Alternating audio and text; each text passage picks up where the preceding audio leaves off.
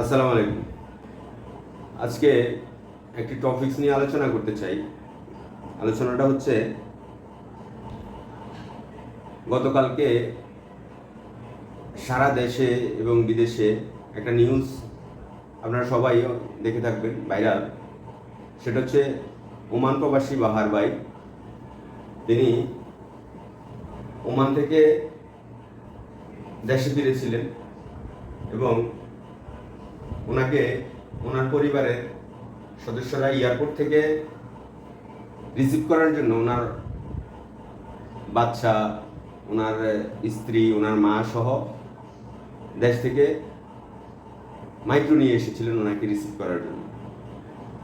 আসলে এই জিনিসটা কিন্তু আমরা অনেকেই করে থাকি এবং আমি নিজেও একজন প্রবাসী ছিলাম, আমি নিজেও করে থাকতাম। আমার বাবা একবার আমি আসার সময় আমাকে বলেছিল যে আমি এয়ারপোর্টে যাব। তখন আমি আমার বাবাকে বলেছিলাম, আমার বাবা বেঁচে নেই, দুনিয়াতে নেই, আল্লাহ ওনাকে বেশ নসিব করুন। আমি আব্বাকে বলেছিলাম যে না, এত কষ্ট, মাইক্রো নিয়ে আসবেন যাবেন, আপনি না আসলেই তো হয়। উনি বললেন আমার মন চাচ্ছে, আমি আসবো। তখন আর আসলে মানা করার কোনো স্কোপ ছিল না, উনি এসেছিলেন। আল্লাহর রহমতে আমরা সুষ্ঠুভাবে আমরা বাড়িতে গিয়ে পৌঁছেছিলাম। তো সেম এই জিনিসটাই আমি আজকের এই আলোচনার বিষয় আমার এটাই, যে এটা কিন্তু আমাদের সকল প্রবাসীর বেলায় এটা হয়ে থাকে। আমরা যখনই প্রবাসীরা যখন দেশে আসে, তখন আমরা সকলেই একটা গাড়ি নিয়ে কিংবা যে যেভাবে হোক আমরা এয়ারপোর্টে আসতে হবে এবং ওনাকে রিসিভ করে বাড়িতে নিয়ে যেতে হবে। আমাদের গতকালকের সেই লক্ষ্মীপুরের বাহারবাইয়ের সেই ওমান প্রবাসীর সেই ঘটনায় যদি আমাদের এই চোখ খুলে, যদি আমরা এটা উপলব্ধি করি যে সাতটা মানুষ, কত 3 ঘন্টার ব্যবধান। ওই যিনি ওমান থেকে ফিরেছিলেন উনি কিন্তু 3 ঘন্টা 4 ঘন্টার মধ্যে কিন্তু বাড়িতে চলে যেত, কিন্তু এই 3 ঘন্টা 4 ঘন্টার ব্যবধানের জন্য কিন্তু একটা পরিবারের 7জন মানুষ দুনিয়া থেকে বিদায় নিয়ে গেছে। আল্লাহর নিয়মেই সকলকেই এই পৃথিবী থেকে বিদায় নিতে হবে। এটা আল্লাহ সৃষ্টি করেছেন এবং আল্লাহর সৃষ্টির বিদায়, আমরা যখন জন্মেছি আমাদের মৃত্যু অনিবার্য, কিন্তু কিছু মৃত্যু সেটা যেভাবেই হয় এটা আসলে কোনোভাবেই কেউ মেনে নিতে পারে না। যেমন গতকালকের সেই 7জনের, একই পরিবারের 7জন, তাদের যখন এই মাটি দেওয়া হচ্ছিল সেই ভিডিওগুলো দেখেছিলাম, আসলে একেবারে হৃদয় বিদারক। তাই এটা নিয়ে আসলে দেশে বিদেশে অনেকেই কন্টেন্ট তৈরি করেছেন, ফেসবুকে লিখেছেন সতর্কতামূলক যে এটা না করা উচিত সকলের। আমিও আসলে তাদের সকলের সাথে একমত যে আসলে এই 3 ঘন্টা 4 ঘন্টা আমাদের ঢাকা এয়ারপোর্ট থেকে বাংলাদেশের যে কোনো প্রান্তে 3-4 ঘন্টার বেশি কিন্তু সময় লাগে না। এখন রাস্তাঘাটের অবস্থা অনেক ভালো, 3-4 ঘন্টার মধ্যে কিন্তু আমরা সকলেই স্বজনদের কাছে চলে যাই।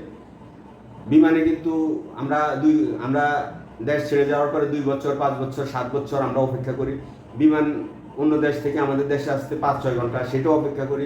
কিন্তু এই যে শেষের যে 3-4 ঘন্টা, এই 3-4 ঘন্টা আমাদের কেন ধৈর্য ভান ভেঙে যায়, কেন আমরা এই সকলে মিলে এয়ারপোর্টে আসতে হবে?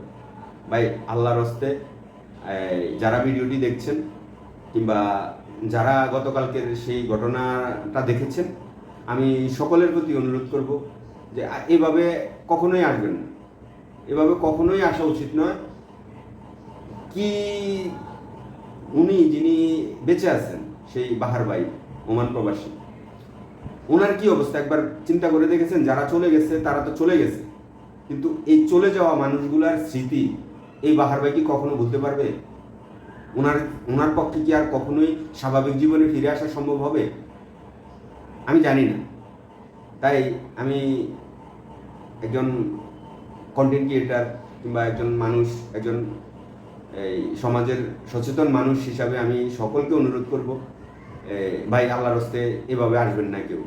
হ্যাঁ, ড্রাইভার যদি আসে ড্রাইভারের সাথে একজন দেন, একজন আসবে নিয়ে যাবে। রাস্তাঘাটে অনেক সময় একটু ভয় থাকে, সেজন্য অনেকেই একা চলে যেতে চান না, ঠিক আছে, সেক্ষেত্রে একজন আসতে পারেন। কিন্তু এইভাবে পুরো পরিবার এসে যেভাবে পানিতে পড়ে যেভাবে মৃত্যু হয়েছে, এটা সারা দেশবাসী এই ঘটনায় শোকাহত, মর্মাহত, এবং এই স্মৃতি, এই দুঃখের স্মৃতি আসলে চোখের সামনে থেকে যায় না। তাই এই ভিডিওটি করেছি। সকলে ভালো থাকবেন, সকলের জন্য শুভকামনা রইল।